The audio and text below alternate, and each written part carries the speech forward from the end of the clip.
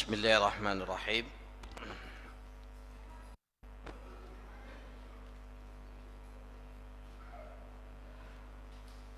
Alhamdulillah. Alhamdulillahi Rabbil Alamin.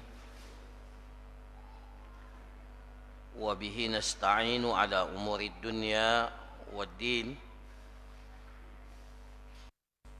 Wassalatu wassalam ala man la nabiyya ba'dah. Nabiyyina Muhammadin wa ala alihi wa sahbihi ajma'in, amma ba'du.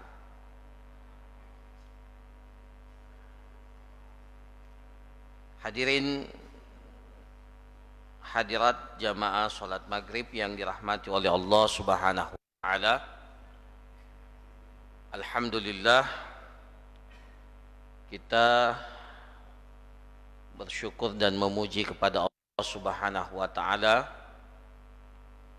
yang masih berkenan memberikan kepada kita kesehatan, kesempatan, sehingga kita dapat melaksanakan kewajiban kita salat maghrib berjamaah, dan kemudian sebagaimana biasanya kita lanjutkan dengan kajian fikih muamalat, di mana pada malam hari ini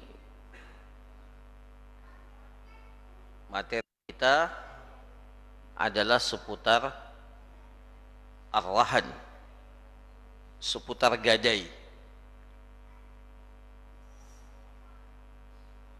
Akan kita jelaskan apa itu gadai dan apa dalil pensyariatan gadai itu, kemudian hukum-hukum yang terkait dengan gadai itu.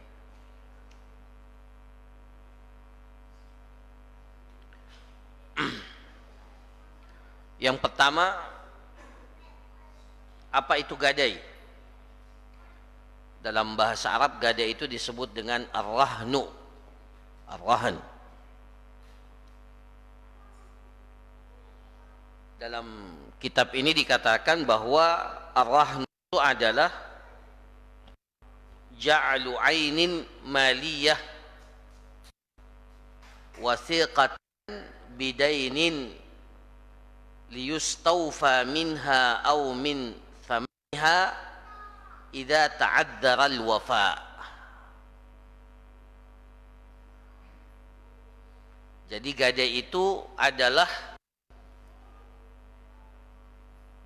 ja'alu ainin maliyah, menjadikan satu jenis barang yang memiliki nilai, ya. Dan itu sekaligus menjadi persyaratan barang gadai yang disebut dalam bahasa Arab ar-rahan atau al-marhun. Lu'ain maliyah, jadi barang yang dijadikan gadai itu ainin maliyah, barang yang mempunyai harga, nilai. Kemudian wasiqatan bidainin, sebagai wasiqah, jaminan. Jadi sebagai jaminan atas utang, atas utang. Jadi para jamaah sekalian yang dirahmati oleh Allah, dalam Islam itu utang itu bisa dijaminkan dengan dua. Bisa dijaminkan dengan dua hal. Dijaminkan dengan harta. Saya pinjam uang dari seseorang 10 juta. Kemudian sebagai jaminan atas utang itu saya tentukan sebuah barang harta milik saya yang mempunyai nilai.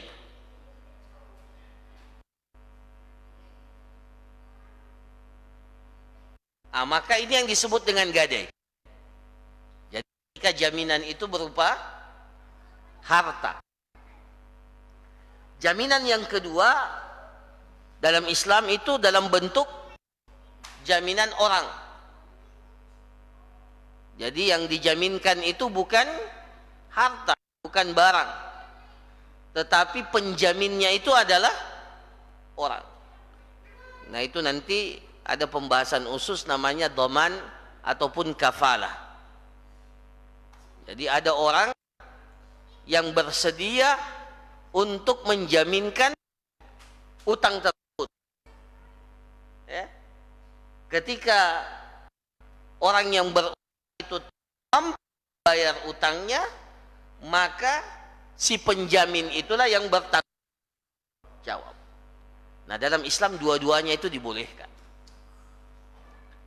Jadi fungsi daripada harta gadai itu adalah wasiqatan bidain, sebagai bentuk jaminan atas utang. Kenapa para jamaah sekalian? Karena tidak semua orang mau memberikan hartanya begitu saja sebagai pinjaman. Dia mau tolong kita, ada orang yang mau tolong kita, tapi dia juga merasa bahwa apa yang dia berikan sebagai bantuan itu ada jaminan bahwa harta ini tidak akan hilang. Maka alhamdulillah syariat kita itu yang manusiawi, yang paling manusia. Kalau tidak ada gadai ini, maka sedikit orang yang mau memberikan pinjaman. Tidak semua orang baik. Ya, kalau yang hadir di majelis taklim ini saya kira insya Allah tanpa barang jaminan pun mau memberikan pinjaman.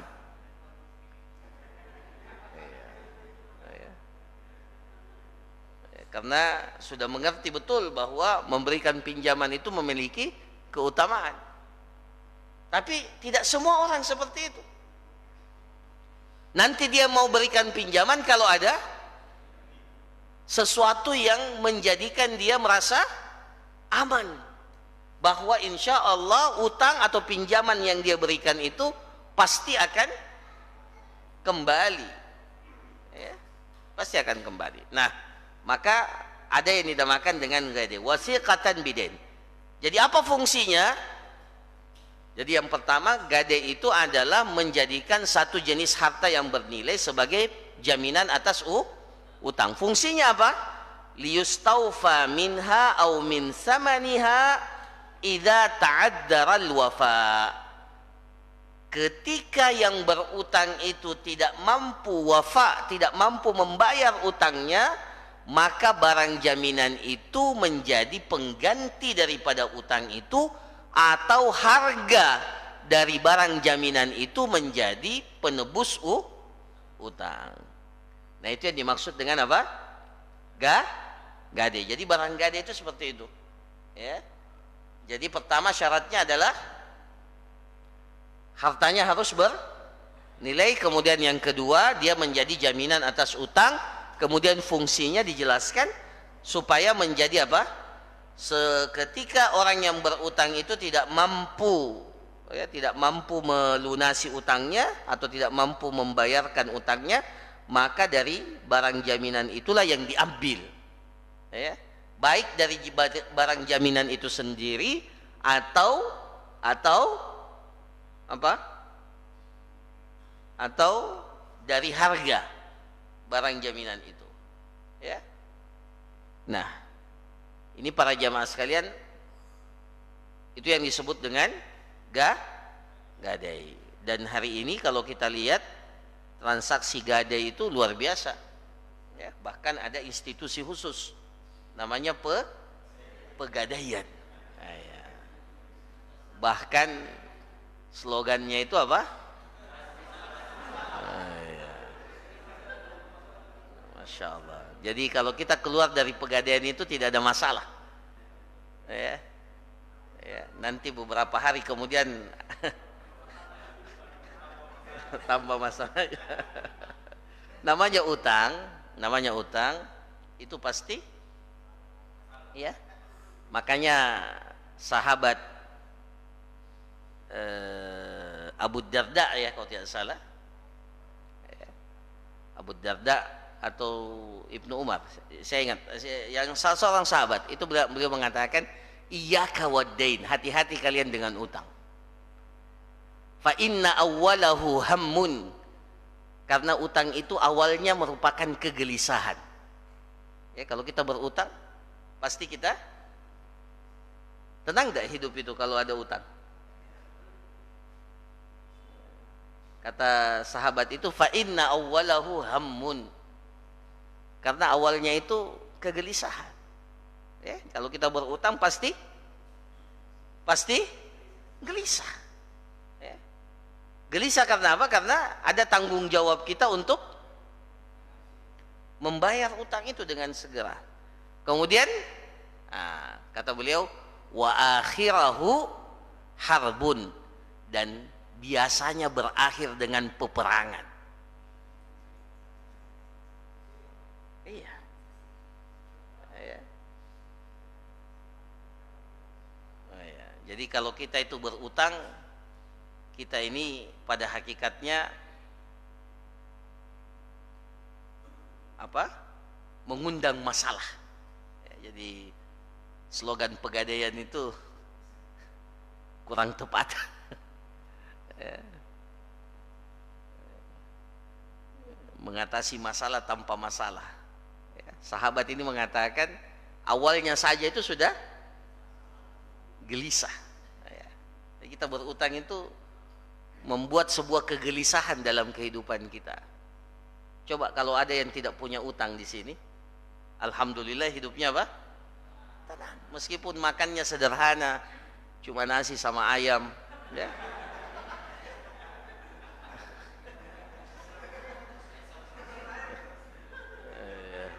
Maksudnya sama-sama dia ayam makan di dekatnya, dia makan nasi saja. Iya. Iya. Saya ingat waktu di pesantren, ya usia SMP ya, saya selalu bilang, alhamdulillah kita di pesantren ini makan sama kambing terus. Iya, karena memang sambil makan di samping ada juga kambing. Makan sama-sama. Itu makan sama ayam juga begitu. Nah, para jamaah sekalian yang dirahmati oleh Allah, itu utang itu. Ya. Nah, apa dalilnya? Apa dalilnya pegadaian atau gadai itu dibolehkan dalam syariat? Tadi sudah kita jelaskan salah satu hikmahnya. Adalah firman Allah Subhanahu wa taala dalam surah Al-Baqarah ayat 283, "Wa in kuntum ala safarin wa lam tajidu katiban farihanun maqbudah." Apabila kalian dalam perjalanan dan kalian tidak mendapatkan orang yang bisa mencatatkan akad utang itu. Dahulu para jamaah sekalian mencari orang yang bisa menulis itu susah. Ya? Susah mencari orang yang bisa menulis. Maka kalau ada dahulu orang yang berutang, salah satu caranya adalah dengan ditulis, dibuatkan akad tulisan. Tapi mencari orang yang bisa menulis dulu itu susah. Makanya dikatakan, wa in kuntum ala safarin, kalau kalian dalam perjalanan, kalian kehabisan bekal dan kalian tidak punya harta, kalian harus pinjam, berutang. Ya. Maka ada yang mau memberikan utang, tapi walam tajidu katiban, kalian tidak dapat orang yang bisa menulis, saking langkanya dulu orang yang bisa menulis itu. Ya, mungkin dalam satu kecamatan ya ada beberapa saja yang bisa menulis, ya. Makanya bisa difahami kenapa dahulu itu ada gerakan apa? Ada gerakan apa itu? 6 tahun bebas buta aksara. Ya. Coba kita bayangkan 100 tahun yang lalu, ya. di zaman Nabi Shallallahu Alaihi Wasallam, ya, ketika ayat-ayat ini turun, ya, bisa dibayangkan sedikitnya orang yang mampu menulis itu. Maka satu-satunya jalan untuk memperkuat akad utang piutang itu dengan adanya barang jaminan.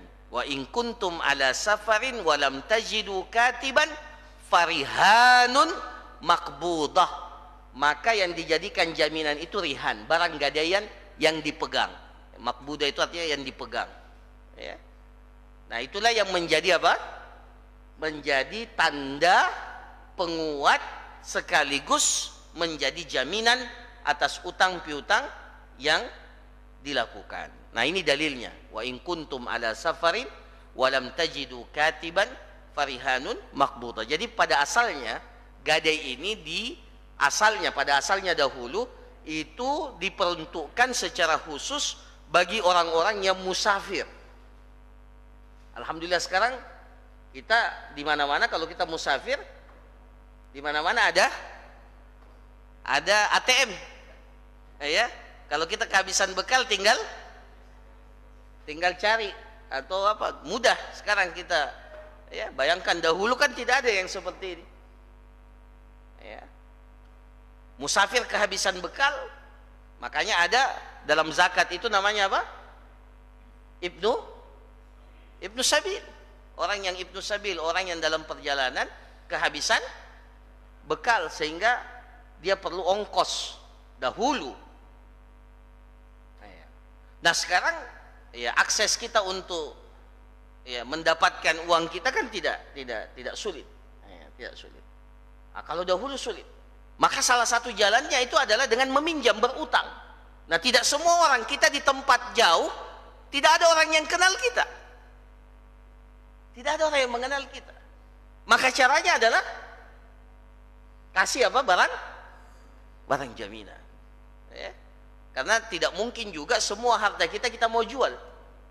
Jadi salah satu caranya adalah berikan dia barang jaminan untuk utang yang kita ambil.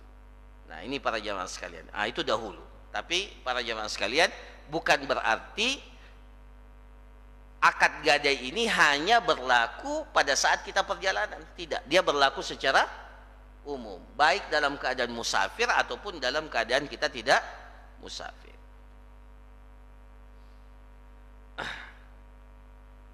Apakah Nabi Shallallahu Alaihi Wasallam pernah menggadaikan barangnya? Pernah. Nah, itu juga dalil dari hadis, dari sunnah yang menunjukkan dibolehkannya gadai. Dalam hadis Aisyah radhiyallahu anha sebagaimana yang diriwayatkan oleh Al-Imam Al-Bukhari dan Imam Muslim, anna Nabiyya sallallahu alaihi wasallam ishtara ta'aman min yahudiyyin ila ajal.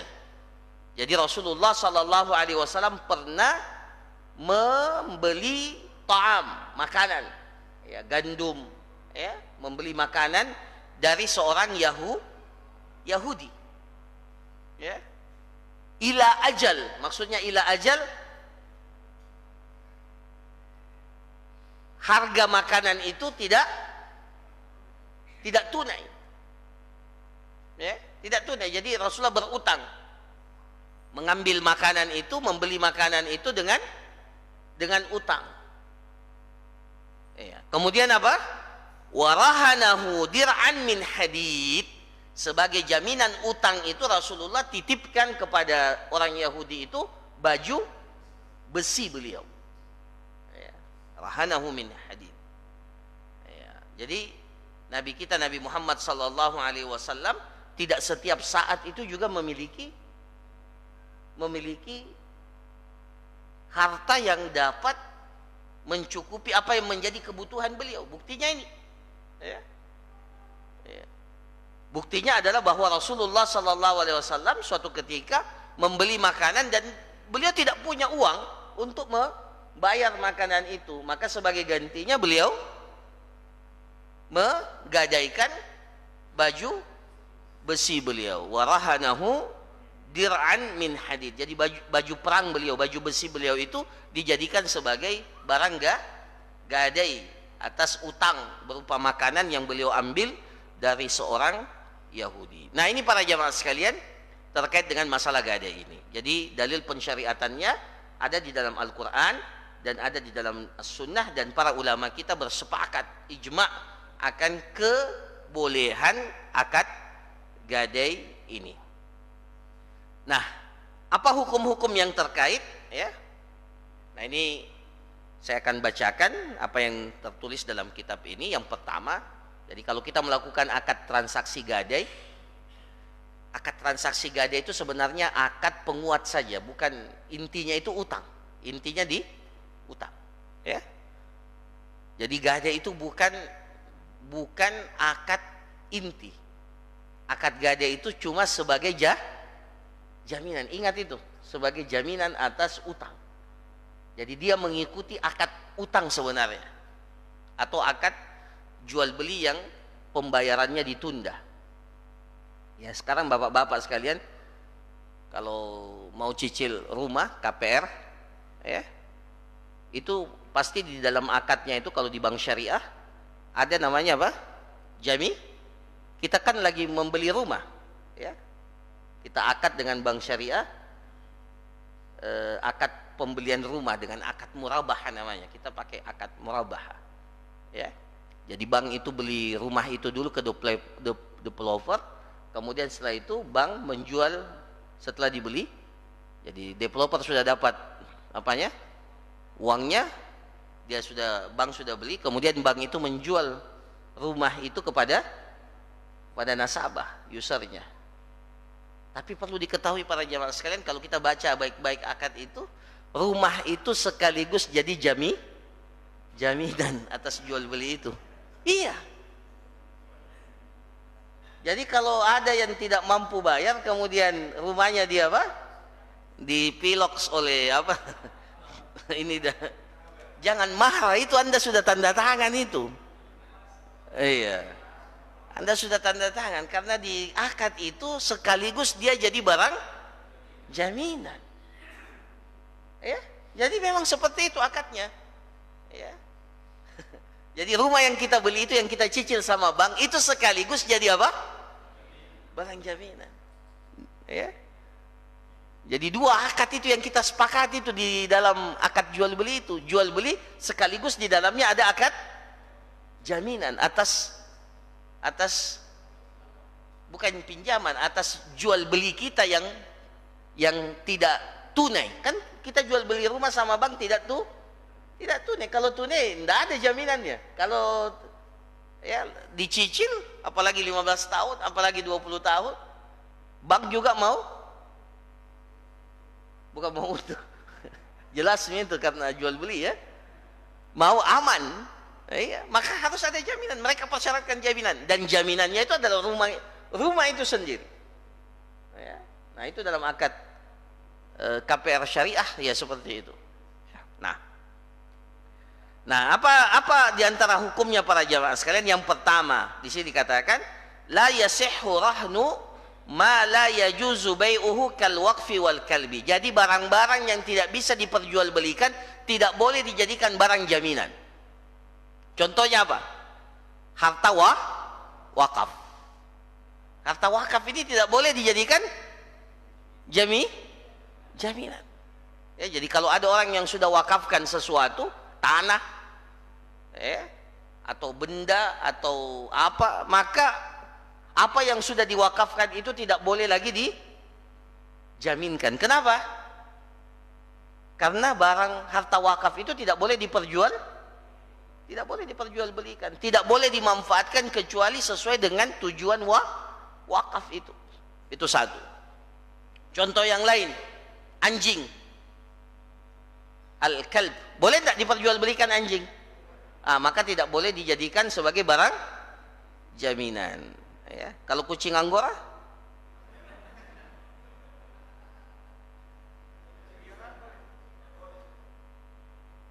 sekarang banyak yang pelihara kucing kan? Itu kucing ada nilainya tidak? Mahal itu kucing. Bahkan makanannya lebih mahal dari makanan kita. Yang paling saya tidak masuk akal, ada orang yang rela pelihara kucing sementara dia punya anak, punya keluarga, makanannya biasa-biasa, dia belikan makanan kucing itu lebih mahal dari makanan untuk itu, tidak masuk akal dalam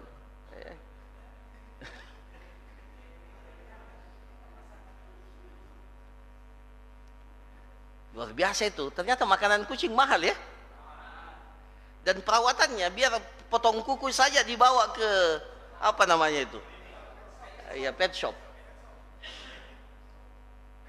Lebih memperhatikan kita daripada tidak tahu. Ini manusia sekarang sudah bergeser kecenderungannya, harusnya anaknya yang diperhatikan, orang tuanya yang dia perhatikan, ini kucing dia perhatikan. Dan memang ada hadis kita dilarang jual beli kucing, ada hadisnya itu ya. Kalau dalam hadis namanya sinnawur, meskipun diperselisihkan hadis maksud kucing di situ apa, tapi dalam bentuk kehati-hatian seharusnya tidak ada jual beli kucing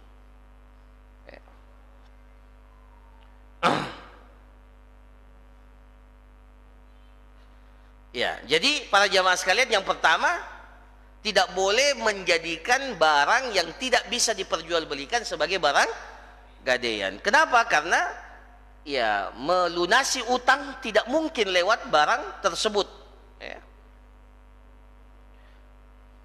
Kemudian termasuk di dalamnya tidak boleh kita menggadaikan barang yang bukan milik kita ya, bukan milik kita. Ada yang titip mobilnya sama kita, dia titip ya kemudian kita jadikan sebagai apa? Jaminan. Kita pinjam uang dijaminkan, BPKB-nya BPKB milik orang lain. Tidak boleh para jamaah sekalian ya, tidak boleh kita menggadaikan kecuali tentunya dengan izin pemilik barang itu ya. Nah kemudian yang kedua, orang yang melakukan akad gadai dan menerima akad gadai itu harus tahu betul ya kadar barang gadaian, jenisnya dan sifatnya ya. Kalau yang digadaikan itu adalah emas, maka dia harus tahu ini emas berapa, ini beratnya berapa ya, ya. Dan seterusnya. Jadi sifat-sifat dari barang gadaian itu harus jelas. Kalau digadaikan itu tanah umpamanya, maka harus di mana letaknya tanah itu, berapa luasnya tanah itu. Kalau tanahnya sangat luas, ternyata gadainya itu tidak semuanya, harus jelas yang mana tanah itu. Jadi kan ada orang biasa gadaikan tapi tidak keseluruhan ya. Tanahnya umpamanya nilainya 1 miliar, utangnya cuma 100 juta, dia gadaikan tanahnya. Tidak mungkin dia gadaikan tanahnya yang luas begitu, dia cuma gadaikan yang sepetak saja atau sebagian dari tanah itu. Maka harus dijelaskan yang mana. Tidak boleh dia bilang, oh ya itu tanahku ya, itu sana ini jadi. Tidak boleh, harus ditentukan yang mana dari tanah itu. Karena ketika sudah jatuh tempo dan ternyata tidak mampu, maka harus dieksekusikan tanah itu. Nah, maka harus jelas bagian mana dari tanah itu yang dijadikan sebagai barang gadai. Jadi harus jelas ya. Kemudian orang yang menggadaikan ya, orang yang menggadaikan itu adalah orang yang masuk dalam kategori orang yang jaiz at-tasarruf. Apa maksudnya jaiz at-tasarruf? Ini selalu kita ulangi. Pertama, dia balik, berakal, dan memiliki kecakapan dalam mengelola harta, namanya rasyid ya. Ini selalu kita ulangi. Jadi kalau ada anak kecil yang menggadaikan barang, boleh tidak diterima? Sekarang saya lihat itu banyak. HP terutama ya, apa itu? Jasa titip, sebenarnya bukan titip itu. Iya, bolehlah titip kalau ditebus. Tapi rata-rata ditebus atau tidak itu? Jarang ya? Iya. Yang saya khawatir jangan sampai HP curian. Iya. Nah, kalau ada anak-anak datang bawa HP iPhone berapa? iPhone 14. Iya, wah, masya Allah. iPhone 14 Pro. Ya. Bawa iPhone 14 Pro. Dia datang, anak kecil, umur 5 tahun. Saya mau gade. Pasti, bagus ini. Tapi dalam syariat tidak sah itu akad gade. Ya. Kenapa? Karena yang menggadaikan barang itu tidak masuk dalam kategori jaiz at-tasarruf. Ya. Nah, boleh tidak diwakilkan? Boleh. Ya, boleh diwakilkan akad gade itu kepada orang. Jadi selama orang itu mendapatkan izin dari pemilik barang, maka dia dibolehkan untuk melakukan transaksi gadai. Nah, ini pertanyaannya. Boleh tidak orang yang menggadaikan barang atau orang yang menerima barang gadaian melakukan satu tindakan kepada barang gadaian itu? Nah, di sini dikatakan laisa lirahin at-tasarruf fil rahan bighairi ridal murtahin. Tidak boleh orang yang menggadaikan, dia yang memiliki, yang menggadai itu pemilik barang berarti ya. Jadi tidak boleh pemilik barang gadaian itu melakukan tindakan apapun terhadap barang gadaian itu kecuali dengan izin siapa? Al-murtahin, bukan. Izin orang yang memberikan pinjaman. Begitu pula sebaliknya, wala yamlikul murtahin dzalika bighairi ridar rahin. Begitu pula orang yang menerima barang gadaian itu, pemberi utang, itu juga tidak boleh melakukan tindakan apapun kepada harta gadai itu kecuali dengan izin si penggadai, pemilik barang. Jadi umpamanya saya kasih contoh, dia gadaikan emas. Ini yang paling ringan sekarang ini.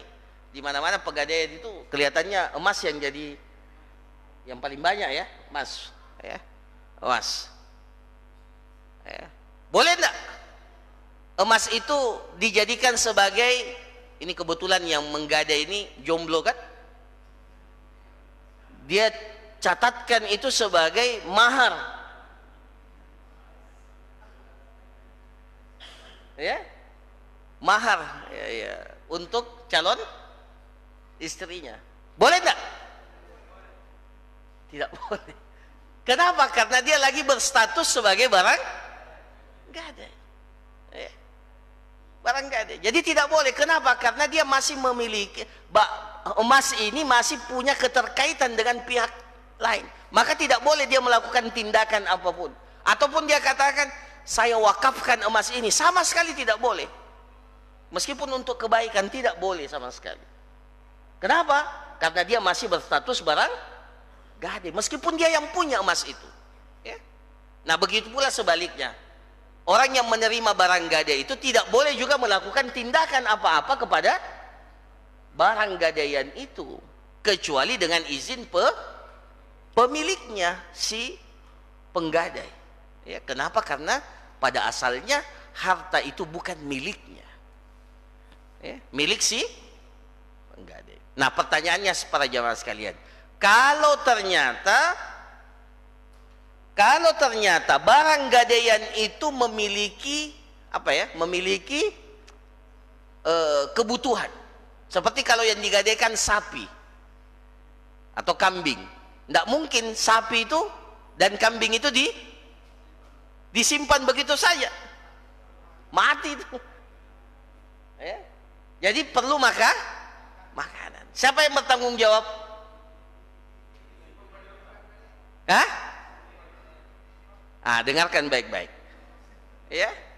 Yang kelima, la yajuzu lil murtahin al-intifa' birrahan.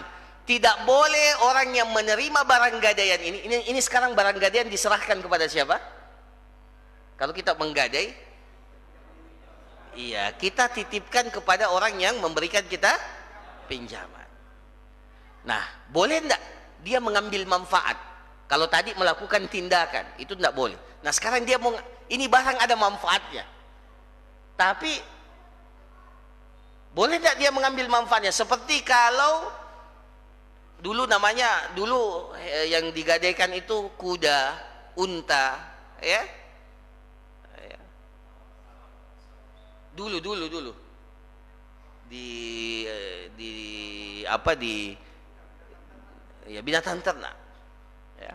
Nah, di sini dikatakan la yajuzu lil murtain al intifa birahan. Tidak boleh orang yang menerima gadai itu untuk mengambil manfaat dari barang yang digadaikan. Illa an yakuna markuban au mahluba. Kecuali kalau barang gadaian itu adalah hewan yang bisa dikendarai atau hewan yang bisa diperah susunya. Fayajuzu lahu an yarkabal markub, maka boleh dia mengendarai hewan itu atau memerah susunya, yahlibul mahlub idza anfaqa alaihi, kalau dialah yang memberikan makanan kepada barang gadaian itu ya. Jadi kalau apa, kalau yang digadaikan itu katakanlah sapi betina, boleh enggak dia pakai sapi betina itu? Maksudnya dipakai untuk bukan membaca, dia pakai apa? Atau kuda ya, kuda kalau kita yang bisa ditunggangi. Ya, boleh tidak?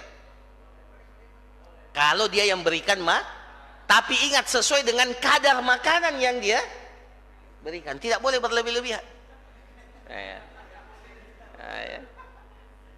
Atau dia ya, kalau dahulu kan ada bisa diperah susunya. Jadi kalau dia yang menafkahkan, meskipun hukum asalnya biaya dan apa namanya dalam kitab-kitab fikih dikatakan semua biaya yang diperlukan oleh barang gadaian itu menjadi tanggung jawab pemiliknya. Tapi kalau pemiliknya menyerahkan itu kepada siapa? Kepada yang maka boleh dia manfaatkan sebatas apa yang dia infakkan atas barang gadaian itu pun terbatas hanya pada kendaraan yang dikendarai atau hewan yang dapat diperah susunya. Maka hukum asalnya sebenarnya tidak boleh ya, boleh. Iya, dan semua hasil daripada barang gadaian itu dimiliki oleh pemiliknya. Jadi kalau dia punya anak, ketika digadaikan sapi itu lagi hamil, tidak boleh si pemberi pinjaman ini rezekiku ini, tidak boleh. Atau yang digadaikan kebun durian, tahun itu apa duriannya banyak, tidak boleh sama sekali si pemberi pinjaman bilang jatahku ini, tidak sama sekali Ntar dulu, nanti pertanyaannya. Ya. Nah, jadi para jamaah sekalian, itu hukum asalnya. Itu hukum asalnya. Jadi tidak boleh sama sekali dia mengambil manfaat. Kapan dia mengambil manfaat, maka itulah yang disebut dengan riba. Ya, itulah yang disebut dengan riba. Kullu qardin jarra naf'an fahuwa riba. Setiap akad utang kemudian dia mengambil manfaat dari barang gadai itu, maka atau mengambil sedikit manfaat apapun dari akad utang piutang itu, maka itulah disebut dengan riba. Oke. Jadi saya kasih contoh. Barang gadaiannya motor. Motor. Nah bilang, menganggur kini motor. Saya belikan bensin deh. Kemudian dia pakai. Boleh enggak? Boleh tidak? Bahkan sebagian dia pakai jadi ojek online.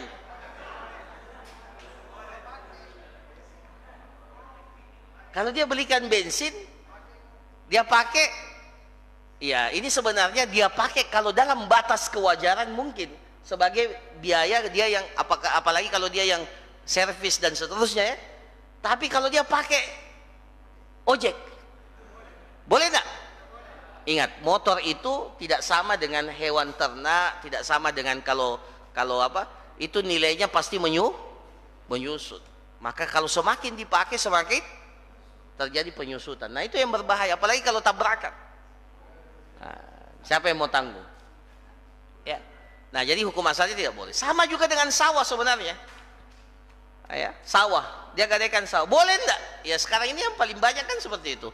Yang menerima gade itu mengelola sawah itu. Boleh tidak? Dia yang nafkahi, Dia yang apa? Dia yang biaya. Boleh tidak? Boleh tidak para jamaah sekalian? Dia masuk kendaraan atau sesuatu yang bisa diperah susunya. Dia tidak masuk sama sekali. Maka hukum asalnya tidak dikecualikan, cuma dua itu. Adapun yang lainnya tidak boleh, dan itulah yang terjadi. Ya, karena merasa boleh memanfaatkan karena dia yang beri nafkah, akhirnya apa? Si pemilik barang gade ini, ya, kemarin saya ditanya di satu masjid, dia pinjam uang 10 juta, sementara hasil sawahnya yang diambil oleh apa? Pemberi pinjaman itu sampai 100 juta. Utangnya cuma 10 juta. Saya bilang enak sekali, dia sudah dapat hasilnya, nanti uang 10 juta itu dikembalikan lagi. Kan namanya utang itu kan. Jadi ini zalim di atas kezaliman. Tidak ada lagi zalim di atasnya. Sudah utangnya kembali 10 juta, dia lagi yang apa? Kalau mau, kata para ulama, kalau mau boleh digarap, tapi harus dengan kesepakatan dengan pemilik apa? Pemilik sawah, penggadai, tapi akadnya profesional, bukan karena balas jasa. Maksudnya kalau kesepakatannya rata-rata di tempat itu, umpamanya penggarap dapat berapa? 70, penggarap dapat 60, pemilik sawah dapat berapa? 40.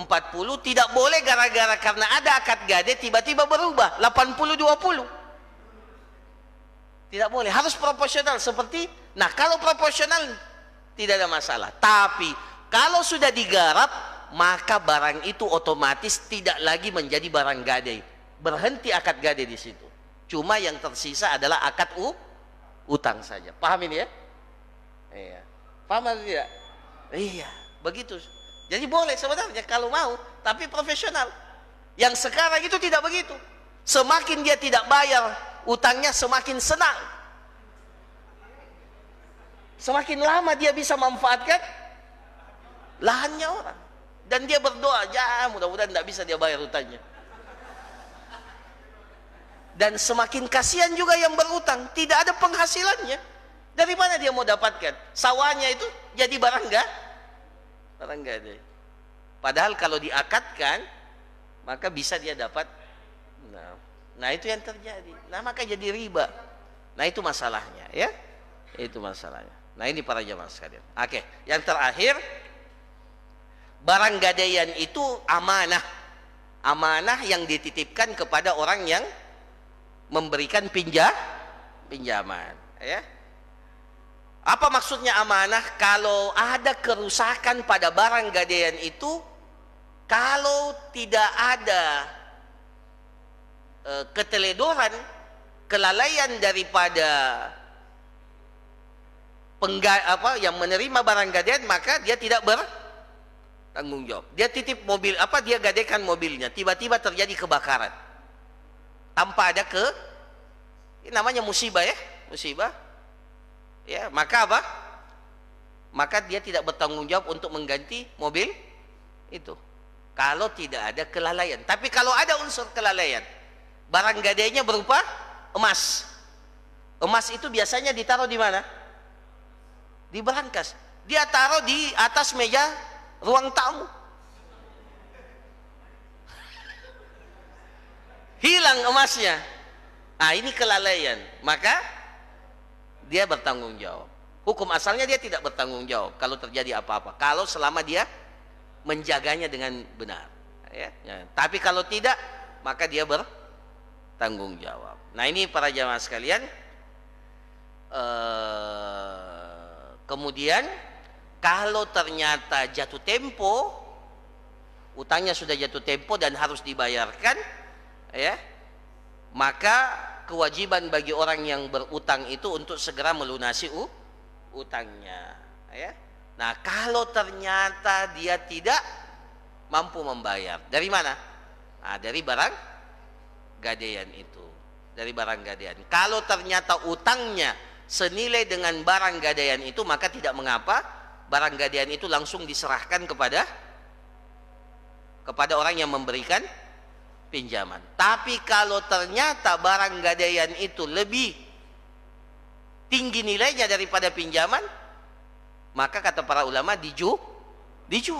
Tidak boleh langsung diambil.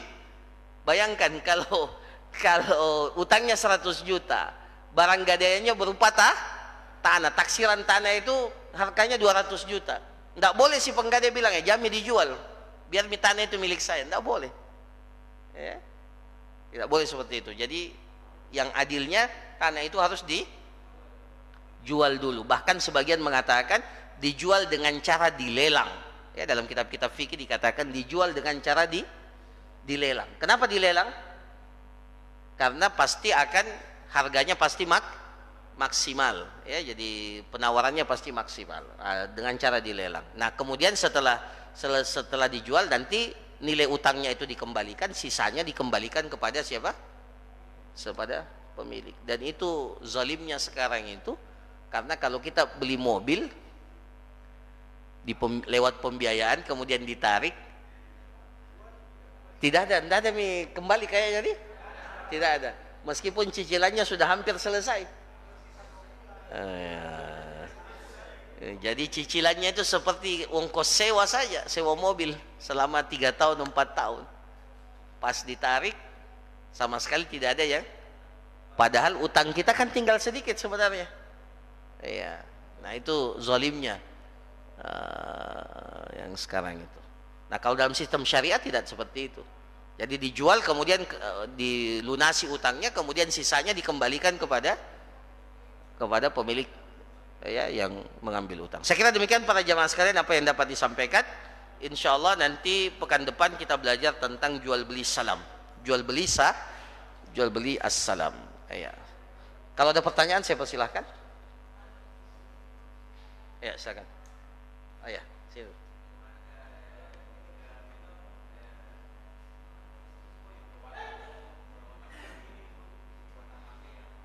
Ya.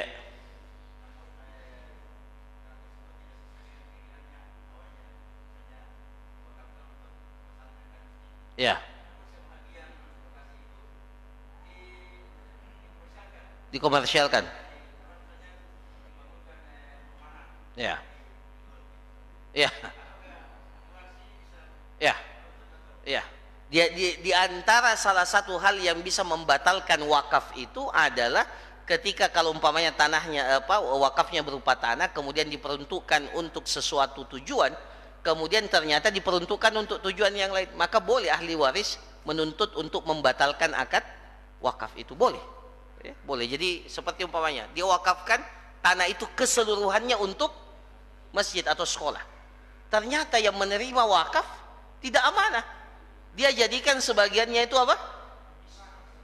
Bisnis, dijual, dijadikan apa? Kapling. Boleh enggak itu? Tidak boleh, itu membatalkan akad wakaf itu. Batalkan akad wakaf. Jadi ya. Tahun lalu di kompleks saya di perumahan ada yang pinjam mic-nya masjid. Mic-nya masjid. Untuk apa? Untuk acara malam tahun baru.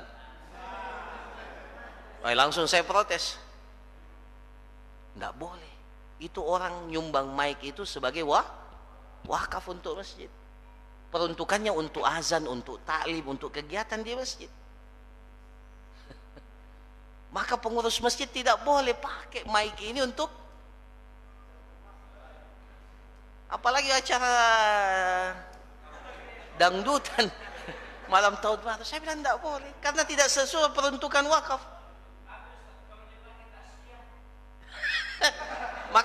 maka ditanya dulu yang kasih nyumbang itu. Iya. Jadi sama semua. Jadi kalau bukan untuk ini semua barang yang diwakafkan di masjid, itu peruntukannya untuk masjid, untuk dipakai ibadah. Karpet ini umpamanya, kalau ada yang pinjam nanti untuk apa, tidak boleh sebenarnya. Kan biasa bilang pinjam itu anunya masjid. Iya, kalau yang mewakafkan setuju tidak ada masalah. Tapi kalau ketika dia wakafkan niatnya cuma untuk itu, maka tidak boleh. Air itu di masjid, air itu, pinjam dulu deh, cuci mobil, boleh tak? Ditanya dulu yang berwakaf itu. Ya, jadi harus dicek yang berwakaf itu dulu, yang bikin boleh enggak itu airnya dipakai, yang bikin sumur itu boleh enggak airnya dipakai untuk cuci mobilnya pengurus masjid umpamanya.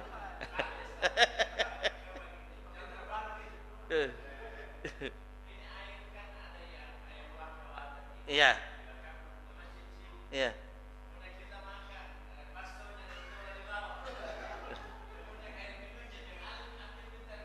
Nah, itu juga. Jadi ini mohon maaf. Ya, pertama harus ditanya dulu yang mewakafkan ya. Iya. Iya, jadi harus ditanya dia bolehkan atau tidak. Kalau dia bolehkan ya, karena biasa begini, ada wakaf untuk masjid, ada wakaf untuk jamaah masjid. Kalau untuk jamaah ya boleh, tapi kalau untuk masjid, artinya untuk kegiatan di masjid, maka hanya terbatas untuk kegiatan masjid. Kalau makan bakso di luar tidak boleh ambil air di sini, tidak boleh. Karena itu wakaf. Jadi para jamaah sekalian, hati-hati dengan harta wakaf ini. Ya kelihatannya sepele, tapi dia punya. Jadi wakaf itu tidak boleh dipakai kecuali sesuai dengan peruntukannya. Iya. Nah, tadi siapa? Ya, yang di belakang dulu, anak muda. Ya.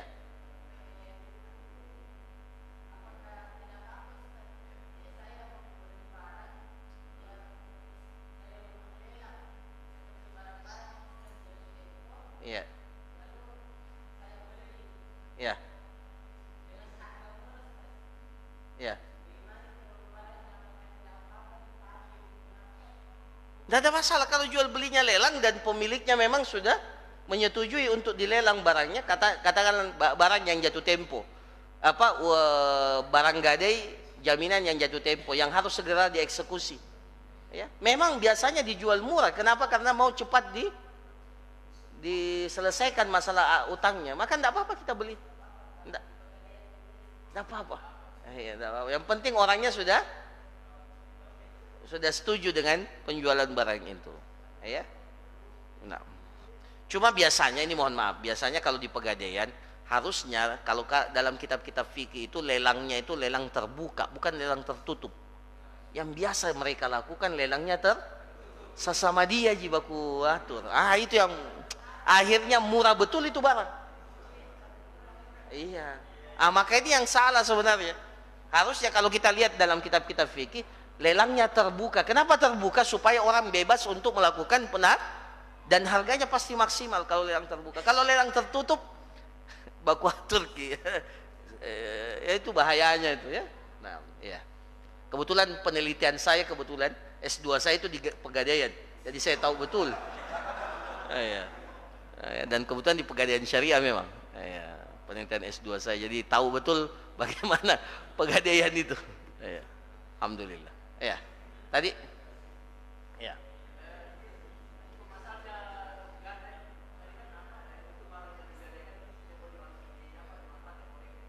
Ya.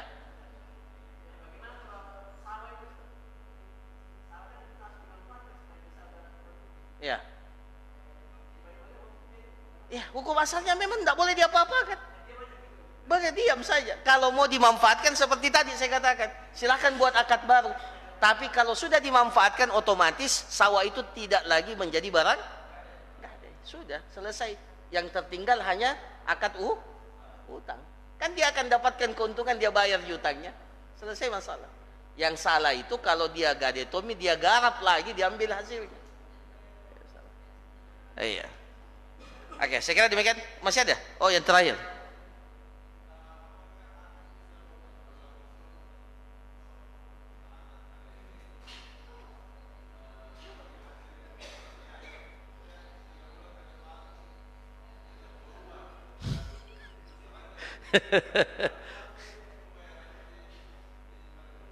Iya.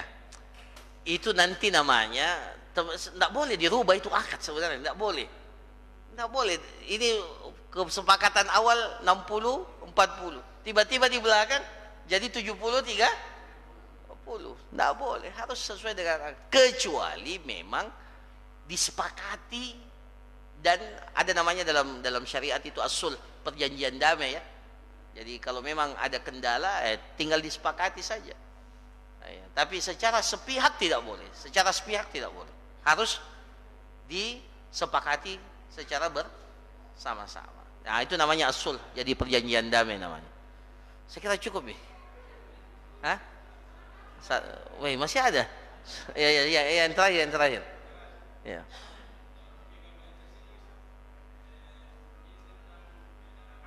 Dana haji.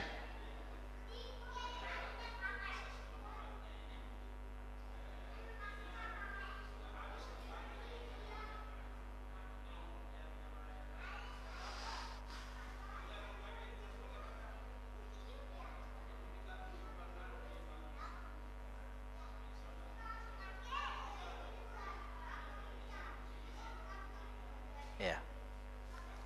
Saya mau tanya, itu dana haji yang kita tabungkan miliknya siapa? Siapa bilang? Kalau saya mau batalkan bisa enggak? Saya tabung di bank tertentu. Saya atas nama apa? Tabungan haji. Selama belum datang apa masanya? Kota saya, maka harta itu milik siapa? Milik siapa? Kalau saya meninggal sebelum saya haji, itu milik siapa itu? Milik pemerintah atau milik saya? Ahli waris. Jadi harta itu milik saya. Selama masih belum ini, dizakatkan enggak? Dizakatkan. Tidak boleh karena sudah diserahkan, tidak ada zakatnya, tetap kena karena masih milik kita. Contoh yang paling konkret saja, kalau kita meninggal itu jadi uang hangus miliknya pemerintah atau milik kita? Ahli waris, berarti itu jelas milik kita. Maka segala manfaat yang didapatkan dari harta itu harusnya kembali kepada pemilik. Nah sekarang kan ada lembaga yang dibentuk pemerintah itu apa namanya, yang penggunaan dana haji itu kan dana haji di Indonesia ini luar biasa. Harusnya logikanya kalau memang dana haji itu diperuntukkan betul-betul harusnya biaya haji kita ini tidak melambung tinggi. Kalaupun naik ya wajar-wajar saja. Ya, kenapa? Karena ada ada sisa manfaat dari.